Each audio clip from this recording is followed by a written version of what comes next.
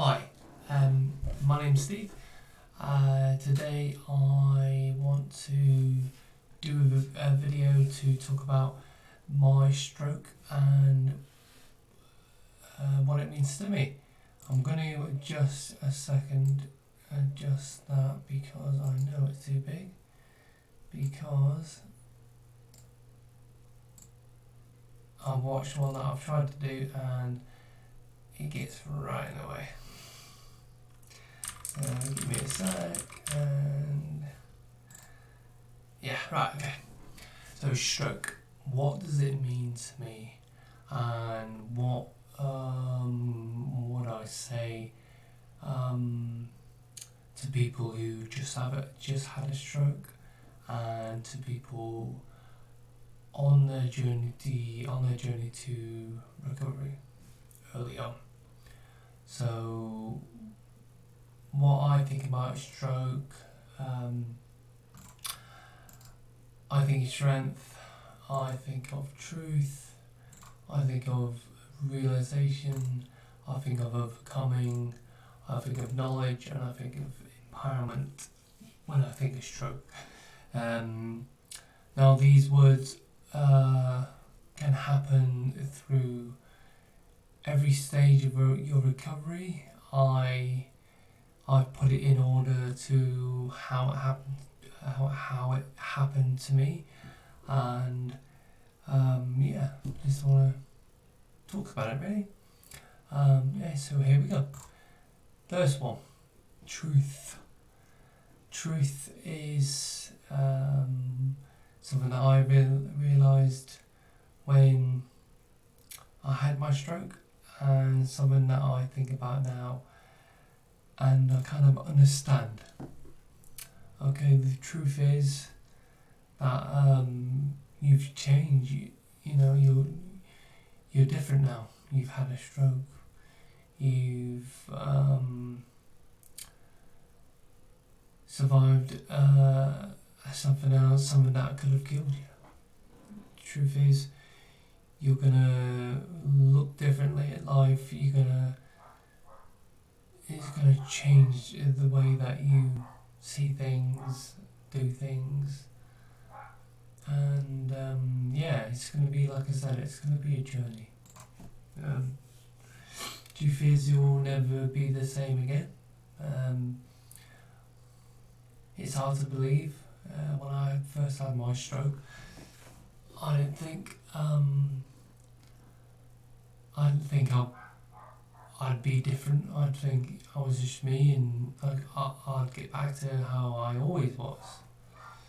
But unfortunately, that's not the case, and I've changed, and you will change as well. The people around you will change.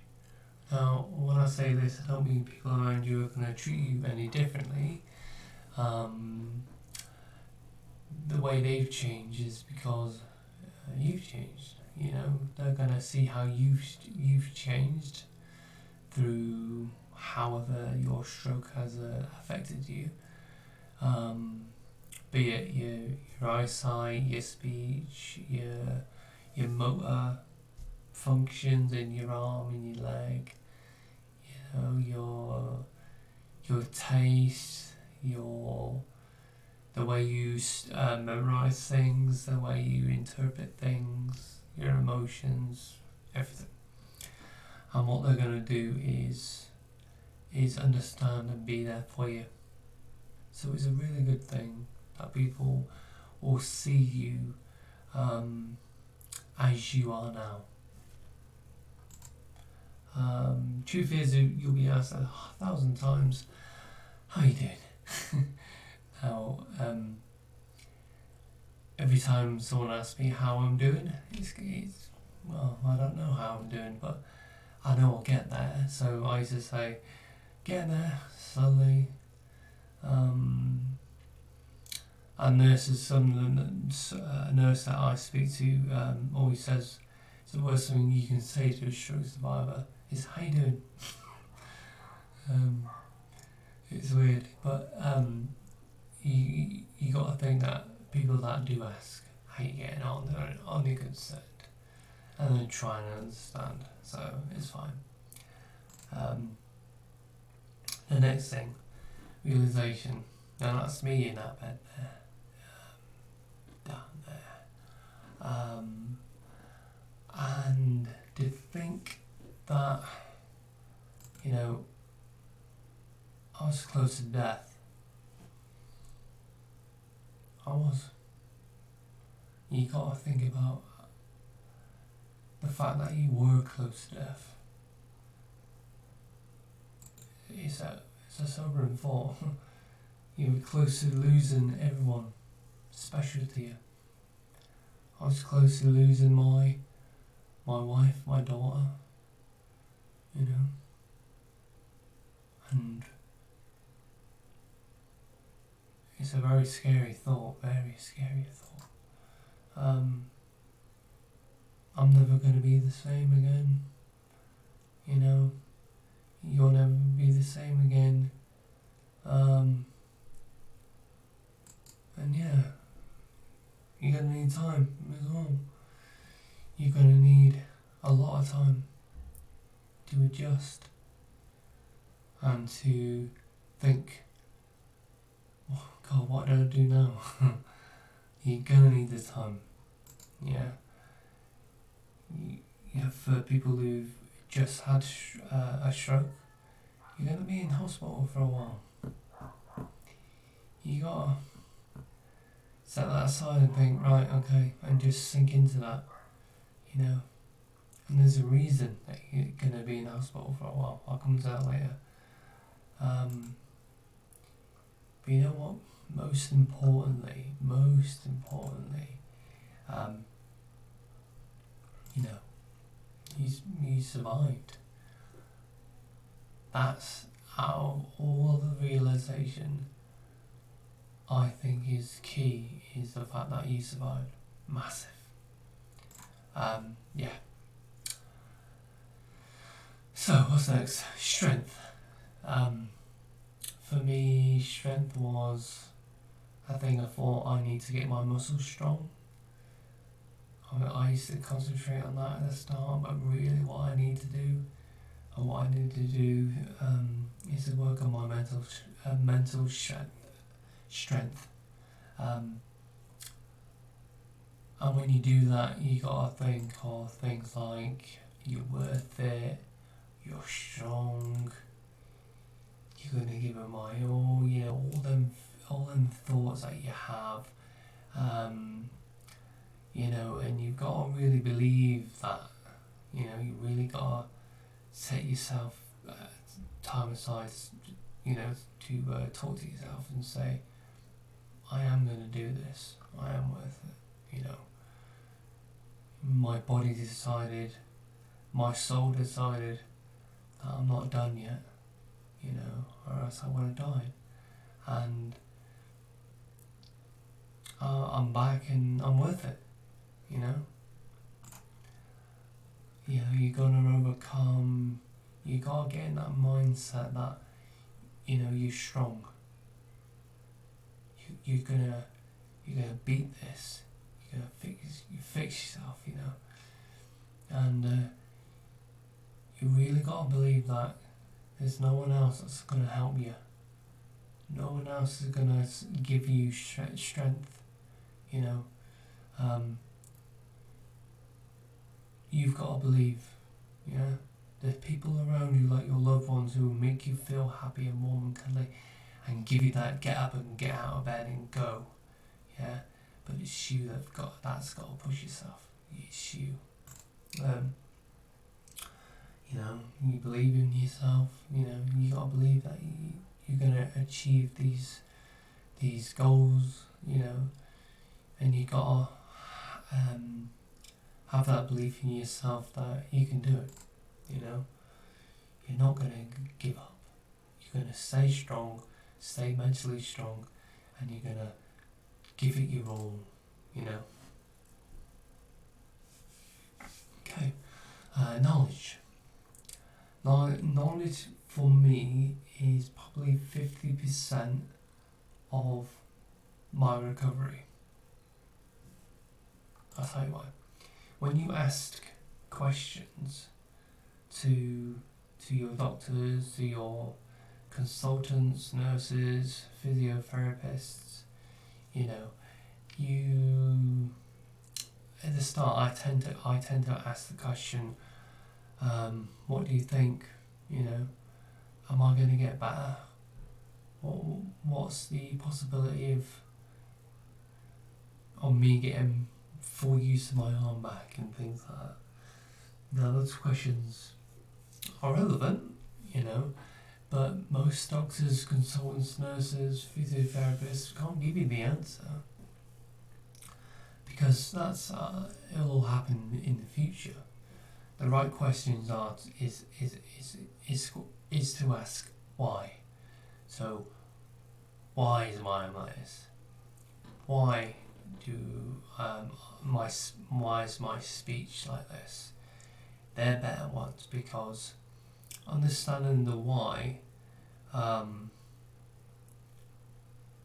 understanding the reasons why your arm is like this, and it's better than trying to understand what's going to happen in the future. Learn about your stroke.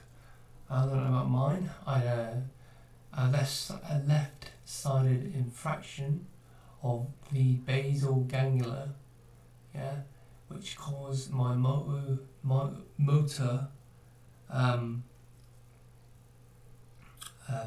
motor surfaces around my body to shut down. I lost all my muscle memory in my arm, in my leg, and on top of that, I developed what is called spasticity, hypotonia, and I didn't know why all these things were happening. Once I asked the questions, and once I learned about my stroke, I knew why. I knew that spasticity doesn't come from the brain; it comes from the central nervous system, and it's a condition rather than an injury. It's something that you can only manage and can't be fixed. It's something that you can manage and overcome by getting the muscle memory back in your arm and leg and stuff like that, you know. Talk to the experts. Brilliant. I used to love going to see my physio. I love seeing my physio even now.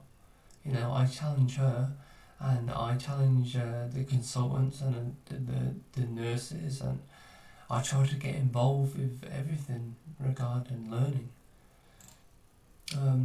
Listen to them as well. Don't just listen and then interpretate what you think.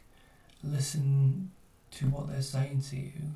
When it comes to how is my arm like this, and they give you an answer, listen to it. Don't say, no, you're wrong, inside. Hear it and understand it, you know. It's best to ignore that little devil on your shoulder that doesn't believe, you know. Knowledge is power. It is massive. When you understand your stroke, you give yourself more power and energy to combat it, I think. It helps you to understand. I used to think my left arm is moving fine, and it's not my brain pushing it. It feels like my arm is alive. Why am I trying to move my right arm with my brain? And I understand that it's all muscle memory, you know. It's good. It's good to understand why things are the way they are with your stroke, and you do feel more in control. So more in control. I mean, when you go to do your exercises, and when you go to do your workouts, and when you try to do things that the physios have given you, and you're doing them, and you know your arm doesn't do what you want it to do. You know why? You know, and you feel more in control because you have the power, you have the knowledge that you know why your arm is moving, and it helps you to do your exercises a lot better. Okay, overcoming. Overcoming is something that I kind of got into about 6 months, 9 months after my stroke. I used this picture here because I used to think that I was sitting at the bottom of a hole looking up, and all I could see was the light, and that is there. I just didn't have the strength to get up them, the mental strength to get up them. But after I listened to the experts and I felt more in control, I could climb the ladders, you know. And I celebrated every rung that I went up, every goal that I achieved, I celebrated. I think my problem was that with trying so hard at the beginning, I used to get frustrated with myself and not give myself a break, you know. And once I learned that to take your time and take every little step as it comes, I learned to celebrate every goal. You know, like I said there, you gotta take your time. Every goal that you achieve is a goal, so you gotta take your time, and you've gotta learn to be patient. You'll work hard. Don't slack, because you're only gonna put yourself back. You know, I used to overwork myself, and that put me back even. It put my back mentally even further. It's only after speaking to a psychologist and speaking with her and speaking to my consultant and other people that I learned to get a balance. Because no one's perfect. Every hurdle, prepare for the next. You've got to remember that whenever you've achieved one goal, you've got to try and think about what's next.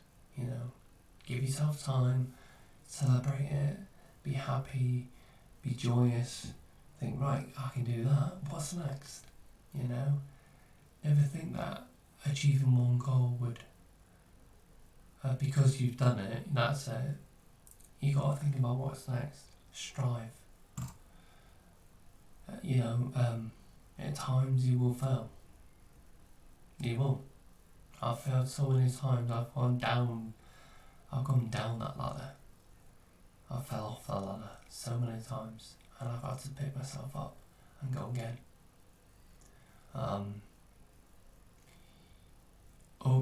Overcoming the fact that you will fail is that's more of an achievement than you will actually setting goals. Because learning to fail, alright, getting over the fact that you're going to fail, is more of an achievement, I think, to actually learn how to, stack cups. I think, because it sets you up for your journey. Practice. Muscle memory is what it is, and it's there because you have practiced it. You know what I mean? Practice. I can't say it more than enough. If you're in hospital right now and a nurse walks in with a little bit of cups, and she keeps saying to you every time, stack the cups, yeah, do it. Because at the end, get the muscle memory back, and things will improve. Definitely take practice. And obviously, you'll get there. As soon as you learn how to fail, you'll achieve more goals, and ultimately, you'll get where you want to be. Okay. Leads me to the last bit of environment. Now, through your knowledge, you're overcoming your realization, the truth, going through depression, anxiety, going through wondering why and crying and laughing. You'll get to a stage where you feel great. You feel like you're in control. You'll feel like a superstar. You'll have the courage to try new things. I mean, this is the first time I'm talking to hopefully you guys, and I don't do this. I've streamed playing games, but I've never sat in a room on my own and talked to a camera. Never. So, you won't be afraid to fail once in a while. And like I said, learning to fail is the best thing. And when you learn to fail, you won't be afraid of it. Every time I go to open a bag of crisps, I try to do it 2 hands. I know I'm going to fail, but I'll keep doing it. Until one day I'll get it. And I will. And then at the end of all that, you have a confidence to show, and this is kind of the ending. That I am strong. That the truth is, I know where I stand. I have realised what's happened. I have overcome my struggles, and now I'm thriving. I have the knowledge to understand the reasons and why I cry. I feel empowered to share this with you all.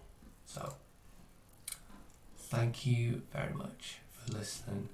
What I'm trying to do is get this talk into like a stream base, and I'm going to be streaming so I can have an audience who I can interact with and talk to, and I want it to happen, but at the minute my PC is rubbish, so I can't stream, and but when I can, that's what I'm aiming for. I'll have a streamer for all you guys. So watch this space. But anyway, thank you very much for listening. All right, and that's it. Goodbye.